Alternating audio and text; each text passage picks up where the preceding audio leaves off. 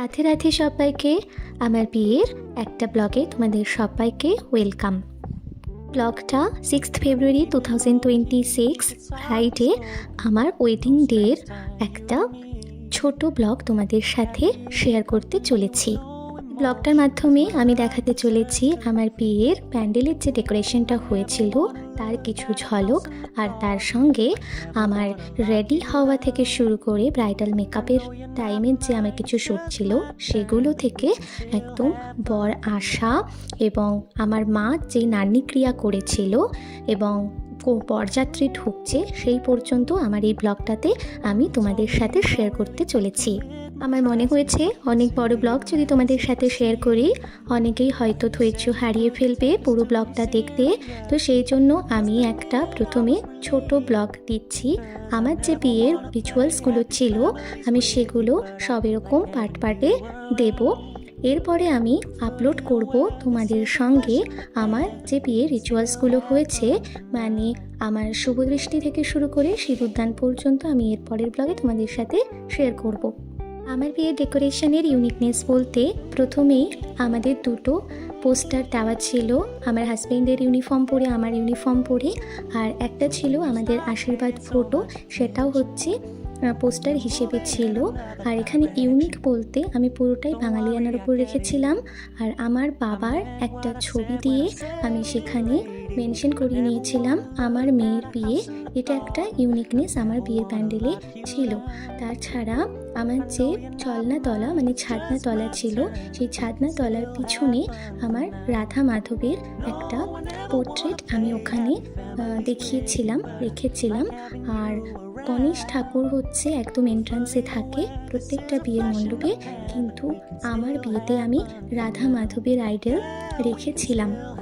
এর আগেও তোমাদের সাথে আমি আমার বিয়ের প্যান্ডেল শেয়ার করেছিলাম, কিন্তু কালার কন্ট্রাস্টের জন্য অনেকেই সেটা স্কিপ করে গিয়েছো, দেখোনি। তো সেই জন্য আমার মনে হলো যে আমার এই ব্লগটাতে তোমাদের সাথে আমার বিয়ের যে প্যান্ডেলটা ছিল সেটা একটু শেয়ার করি। তোমরা ইতিমধ্যেই জেনে গেছো বিয়ের যাবতীয় যা কিছু অ্যারেঞ্জমেন্ট থেকে শুরু করে একদম ইচ অ্যান্ড এভরিথিং সবটাই আমি আমার বোন নিজে হাতে করেছি, আর মা মেন্টাল সাপোর্ট হয়ে আমাদের থেকেছে। I know you're not mine, it's just my turn, but we can still have fun for now.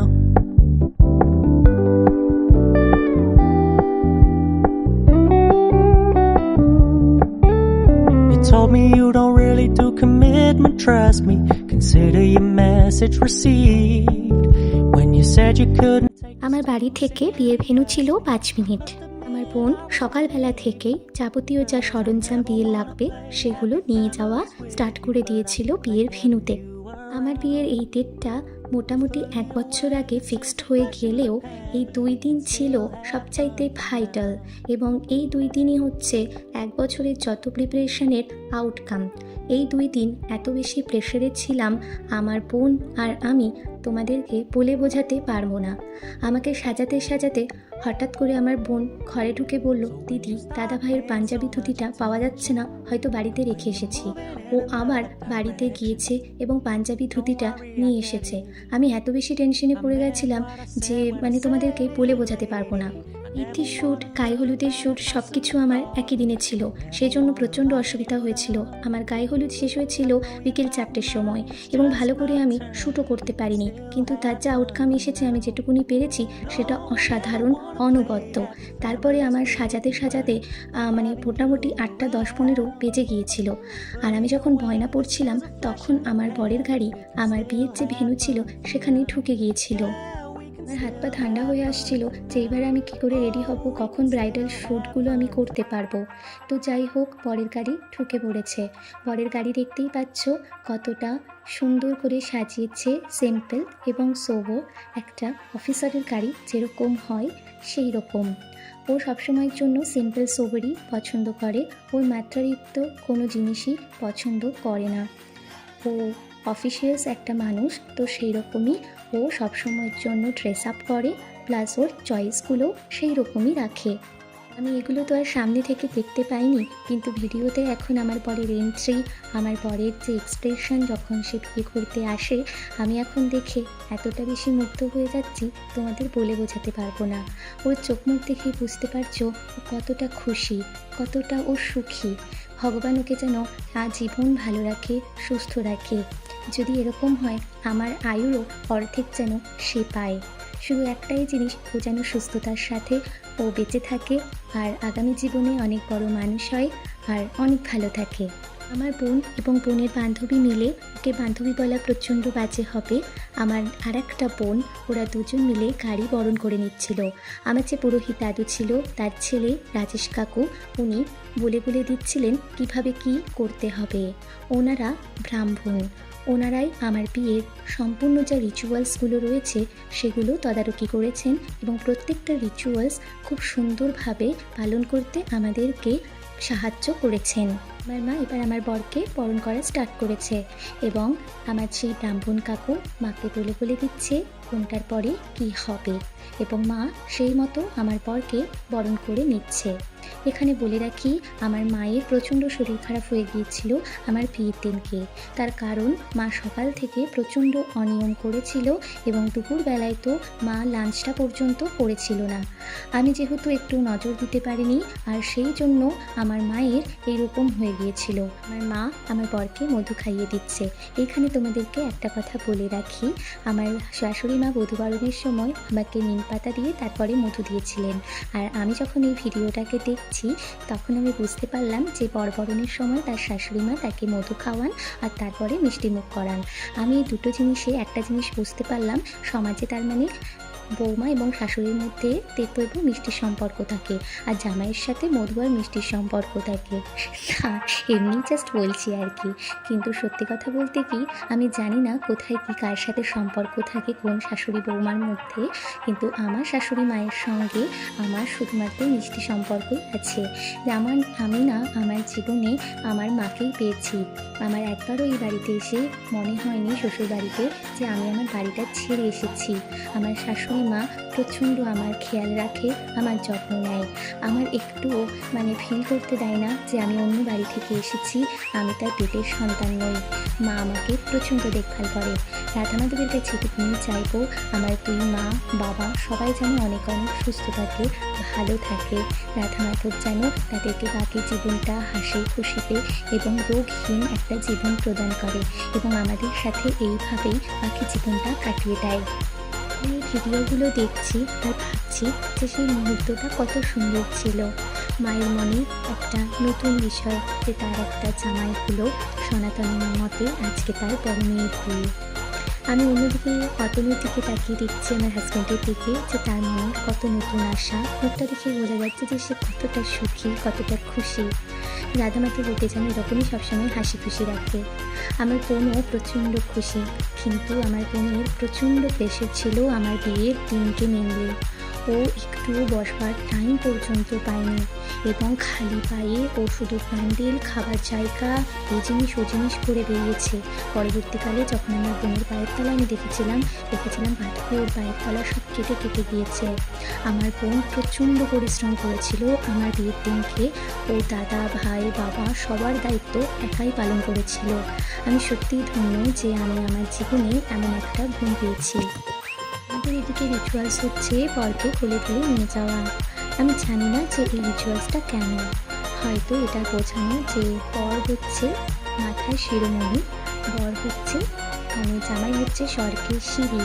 আমার বাবা বলতেন যে জামাইয়ের থেকে আর বড় কোনো সম্পর্ক হতে পারে না, দেবতা তুল্য হয়ে থাকে। তার কারণ সেই ছেলেটার হাতে আমাদের মেয়েকে দিতে হয়, সারা জীবনে তার ভালো রাখার দায়িত্ব থাকে জামাইয়ের উপরে। তাই তাকে যত ভালো রাখা যাবে মেয়ে ততই ভালো থাকবে। আমার জামাইবাবুরা মিলে আমার বরকে কোলে তুলে নিয়ে আসলো। তারপরে আমার বোনের সাথে হাত ধরে আমার বর মণ্ডপের দিকে প্রবেশ করতে থাকলো। মানে আমার বৌদিরা, তারপরে আমার দিদিরা, তার দিদির মেয়েরা, তারপরে বৌদির মেয়ে, তার পিসির ছেলে, সকলে মিলে তারা ফুল দিচ্ছিল ওকে। আমার এত ভালো লেগেছে ভিডিওগুলো দেখে, আমি তোমাদেরকে বলে বোঝাতে পারবো না। তারপরে আমার বরকে নিয়ে আসা হয় আমার যেখানে বসার জায়গা করা হয়েছিল সেখানে, কিন্তু ওর বসার জায়গা আলাদা জায়গায় করা হয়েছিল, কিন্তু ওরা ভুলবশত এখানে নিয়ে চলে আসে। তো যাই হোক, ও তবুও কিছু ফটোশ্যুট করে নিয়েছিল, কিছু ভিডিও শ্যুটও করে নিয়েছিল এই জায়গাটাতে। আসলে আমার বিয়ের লগ্ন ছিল 8:37 আর ও এসে পৌঁছেছিল মাত্র 15-20 মিনিট আগেই। তো তাই জন্য প্রচণ্ড তাড়াতাড়ি লেগে গিয়েছিল। ও খুব একটা বেশি ভিডিও শ্যুট করতে পারেনি, ফটোও তুলতে পারেনি, কিন্তু পরবর্তীকালে আমি যে সমস্ত ভিডিওগুলো ফটোশ্যুটগুলো দেখেছিলাম, তারা আমার ফটোগ্রাফাররা অনেক কম সময়ে অনেক সুন্দর সুন্দর ফুটেজ, অনেক সুন্দর সুন্দর পোজের ছবি নিয়েছিল, যেগুলো সত্যি মনোমুগ্ধকর, যে এত কম টাইমে তারা ফ্রুটফুল কিছু পোজে ছবি এবং ভিডিও শ্যুট করে নিয়েছিল। তো তারপরে আমার বরকে খুব তাড়াতাড়ি ছাদনাতলায় বসে যেতে হয়েছে, তার কারণ যে লগ্নটা রয়েছে সেই লগ্নে বরকে পৌঁছতেই হবে। বিয়ে সে যত রাতেই শেষ হোক না কেন, কিন্তু সেই লগ্নটা ধরে বরকে পৌঁছতে হবে। তাই জন্য ও তাড়াহুড়োর মাথায় যতটা শ্যুট করার ও করে নিয়েছিল। আমি বিয়ের দিন বুঝতে পেরেছিলাম যে সত্যি সেই বিয়ের দিনটা কিভাবে কেটে যায় এবং কতটা ব্যস্ততার মধ্যে দিয়ে, একটুও সময় পর্যন্ত পাওয়া যায় না নিঃশ্বাসের। একটা বিয়ের পেছনে অনেক মানুষের অবদান থাকে এবং সেটা প্রায় 1 বছরের পরিকল্পনা থাকে। আর আমার বিয়ের পেছনে সম্পূর্ণ অবদান আমার মা বোনের এবং আমার পরিকল্পনা। খুব ইচ্ছে ছিল আমি মা বোনের হাত ধরে মণ্ডপে ঢুকছি, তার একটা ফুটেজ আমার ভিডিওতে থাকুক। তো সেই জন্য আমি এই ফুটেজটা রেখেছি। তবে ওই যে আলোর রোশনায়, তারপরে ঝালোর মাথায় যেটা করে, এগুলো আমার একদম পছন্দ নয়। আমি আমার বিয়েটা সম্পূর্ণ বাঙালি মতে এবং পূর্বতন সময় থেকে যেভাবে রিচুয়ালসগুলো হয়ে আসছে, আমি ঠিক সেইভাবেই আমার বিয়েটা করতে চেয়েছিলাম এবং আমি সেইভাবেই আমার বিয়ের রিচুয়ালসগুলোকে রেখেছিলাম। কোনো এদিক ওদিক বা নতুন কোনো নিয়ম আমি অ্যাড করিনি। আমার পর মণ্ডপে বসে যাওয়ার জন্য রেডি হয়ে গিয়েছে। আমার মা অলরেডি বসে পড়েছে, কেননা আমার বরের যে নানিক্রিয়ার কাজটা রয়েছে, যেটা প্রথমে বরকে আশীর্বাদ করে নিতে হয়, তাকে ধুতি, পাঞ্জাবি, টোপর, মালা ইত্যাদি দিয়ে আমার মা প্রথমে বিয়ের যে সূচনা সেটা করে নিচ্ছিল। তোমরা ইতিমধ্যেই জেনে গিয়েছ আমার বাবা বহু বছর আগে ইহলোক থেকে পরলোকে গমন করেছেন এবং আমার বাবার পরে সবচাইতে যোগ্য ব্যক্তি বলে আমার মাকে মনে হয়েছে। আমার মাই আমার বরকে এই বরণ করে নেওয়া এবং এই নানিক্রিয়ার কাজটা করেছিল। আমি পুরোহিত দাদু, পুরোহিত কাকু সবার যেরকম যা বলেছিল, আমি সেই অনুযায়ী কাজগুলো করে তাদের কাছ থেকে পরামর্শ নিয়ে আমার বিয়ের সম্পূর্ণ রিচুয়ালসগুলো করিয়েছিলাম। আর তাছাড়া সবচেয়ে বড় কথা হচ্ছে, আমার শ্বশুরবাড়িতে প্রচণ্ড আপডেটেড মানুষজন বসবাস করে। মেনলি আমার শ্বশুরমশাই এবং শাশুড়ি মা, সাথে আমার বর, আমার দেওর, ওরা প্রচণ্ড উচ্চ মেন্টালিটির মানুষ। এখানে আমার মাকে আমার বরের এই বিয়ের কিছু কাজ করতে দেখে আমার চোখটা যেন জুড়িয়ে যাচ্ছে, মনে হচ্ছে আমার জীবনটা যেন সার্থক। আমার মা আমার জীবনের সবচাইতে গুরুত্বপূর্ণ অধ্যায়ের সূচনা করছে। মা অনেক কষ্ট করে আমাদের 2 বোনকে মানুষ করেছে। বাবা মারা যাবার পরে মায়ের স্ট্রাগল আমি নিজের চোখে দেখেছি। 10 টাকা বাঁচানোর জন্য আমার মা 3-4 কিলোমিটার হেঁটে যেত, আবার 3-4 কিলোমিটার হেঁটে বাড়ি ফিরত। ব্যাংকে যেত যখন বা কোনো বাজারে কাজ করতে যেত যখন, মা বলতো আমার এই 20 টাকা যদি বেঁচে যায়, এটা দিয়ে তোদের পড়াশোনাতে খরচ করতে পারবো। আমার মাকে আমি দেখেছি আমার বাবা মারা যাবার পরে এবং আমার চাকরি পাওয়ার আগে যে টাইমটা 9 বছর, একটা কোনো দিন কোনো শাড়ি পর্যন্ত আমার মা কেনেনি। শাড়ি তো দূর, একটা নাইটি পর্যন্ত বা ব্লাউজ পর্যন্ত আমার মা কোনো দিন কেনেনি। মা শুধু বলতো আমার অনেক আছে, আমার কিচ্ছু লাগবে না, আর আমার সাজতেও ভালো লাগে না। আমার সাজার জন্য যে মানুষ ছিল সেই মানুষটাই তো আমার নেই, কার জন্য আমি সাজবো? তোমরা ভালো থাকো, তোমরা সুস্থ থাকো। আমার মা প্রত্যেকবার জন্মদিনে, কখনো পুজোতে, দুর্গা পুজোতে আমাদের দুইজনকে জামা কাপড় ঠিক বাবার মতোই আমাদেরকে কিনে দেওয়ার চেষ্টা করতো। হ্যাঁ, অবশ্যই কম বেশি হতো, কেননা সবটাই সঞ্চিত অর্থ। আমার মায়ের আলাদা করে কোনো কিছুই ছিল না, যা ছিল সবটাই আমার বাবার সঞ্চিত অর্থ। তো আমার মনে হয়েছে সবচাইতে আজকের এই দিনের দাবিদার আমাকে এখানে বড় করে, মানুষ করে, আমাকে পড়াশোনা শিখিয়ে আজকে চাকরি করে আজকে আমি বিয়ে হচ্ছে, সবটাই আমার মায়ের অবদান। আমার বোনও আজকে পড়াশোনা করে মানুষ হয়ে সে অ্যাডভোকেট হয়েছে, সম্পূর্ণ আমার মায়ের জন্য। বলতে বলতে আমার আবার বরযাত্রী ঢুকে পড়েছিল। ওদিক থেকে আমার শ্বশুরমশাইরা একটা লাক্সারি বরযাত্রী বাস হায়ার করেছিলেন। আর তাছাড়া আমার বরের বাড়ির থেকে পার্সোনাল কার 4খানা এসেছিল। আমার বরের গাড়ি এসেছিল, তাছাড়া আমার শ্বশুরমশাই বাড়ি পার্সোনাল কার এসেছিল, আর তার সাথে আরও 2টো পার্সোনাল কার এসেছিল। তাদেরকে ওয়েলকাম জানাতে নিচেই গিয়েছিলাম। আমার মনে হয়েছিল এটা অত্যন্ত জরুরি, কেননা আমার বাবা নেই, কোনো ত্রুটি আমি রাখতে চাইনি। আর আমার মায়ের প্রচণ্ডই শরীর খারাপ ছিল, সেই জন্য আমি নিচেই ওয়েলকাম করতে এগিয়ে গিয়েছিলাম। বরযাত্রী মানুষজন ঢুকছে, আর আমার বোন তাদেরকে একটা করে শ্রীমদ্ ভগবদ্ গীতা, যেটা পকেট গীতা, সেটা সবাইকে দিয়ে দিচ্ছে। আর তার সঙ্গে একটা গোলাপ ফুলের স্টিকও দেওয়া হয়েছিল, যেটা এই ভিডিওটাতে নেই। হোক, এই ব্লগটা তোমরা সবাই দেখো। Thank you for watching my full blog. দেখা হচ্ছে পরের ব্লগে। টাটা, সবাই অনেক ভালো থেকো।